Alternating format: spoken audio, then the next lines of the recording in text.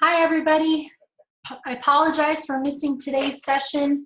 I had another phone call I got caught up on, but I wanted to go through a couple of things to kind of help clarify and demonstrate and help ease some of the concerns that were shared with me with regard to kind of some of this year-end cleanup stuff we have to do and doing project completion and marking some of those things off. So I'm going to share my desktop here. So a couple of things to check as far as a way to make a determination or to find out where you're sitting at with your enrollments. From the top of your screen, you should be able to hit home. And from there, it'll give you a your enrollment snapshot. So the youth club enrollment, so that gives you an indicator of what your enrollment numbers are for your youth, your adult volunteers, and then also your group enrollment contacts. There are a couple of ways you can do it also in the search screen, kind of see where enrollments are. In your members and volunteers section here, you can search by role. So if we search by role of youth, active status, that returns 236 records. Another thing I would recommend doing is checking your incomplete. Sometimes folks will get records started and they're not able to complete the enrollment process, or they get hung up in a screen. So those are definitely some things to check on. If you know that they're not going to be completing, you can delete these records at this point. Another one to check would be your pendings. Your pendings will also should match up with your list. And the other place that you can search, which is your confirmed members. So your confirmed members, these are members or volunteers needing approval. When they're in this upper section, that's at your district level. So there could be a variety of reasons. Maybe there's some incomplete information. Maybe they haven't paid yet. For members or volunteers waiting screening approval, these are ones that you're still waiting on a background check for. Ann is processing those. So if you have questions on that, contact Ann. But those are ways where you can check your information.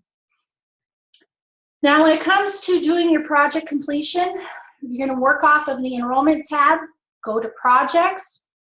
From your drop-down menu, you want to select your project, and you're going to want to check the members' names. So an easy way to check off your members' names or to select everybody, you click check options and click check all. This will highlight all of people's names.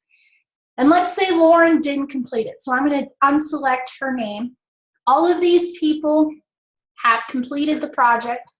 You'll see here that the completion date has been entered. So this one's already been done, but for demonstration purposes, to finalize, or the last step, if you will, you click project completion options, then click project completion. From there, you would enter the date and then just simply click complete checked projects.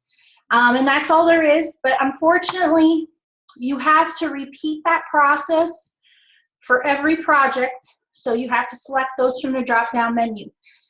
The best indicator or way of capturing who has completed or not, if you have your premium folders from FAIR, that's a good way of double checking that.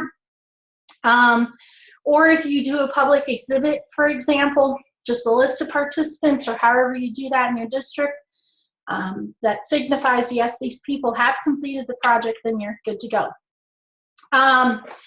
Now, as far as what happens, and then the last piece also is your group enrollments, but we've covered those. So now what happens at rollover time, all of your records are going to go to an inactive status.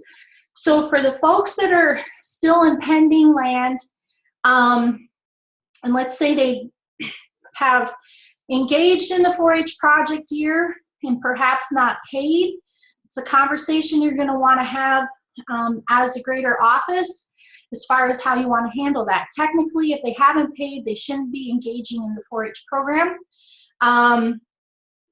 That's part of, you have to basically pay to play. But there's a couple of things you could do. You could either try to get the monies, accept them, or if they don't pay, then perhaps block their enrollment for next year. Again, those decisions will be something you'll have to discuss and work out at a district level. I hope this helps. I'm going to keep it short, but if you have any questions, don't hesitate to contact me, and I will be on next week's call. Have a great week, everybody.